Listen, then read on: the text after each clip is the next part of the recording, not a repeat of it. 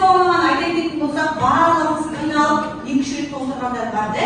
2-3 немесе 4-5 рет толтырғандар бар. Не себепті деп ойлайсыздар? Не себепті? Жақсы уақыттан, жақсы ол плюс қойылады тағы. Қандай себептері бар?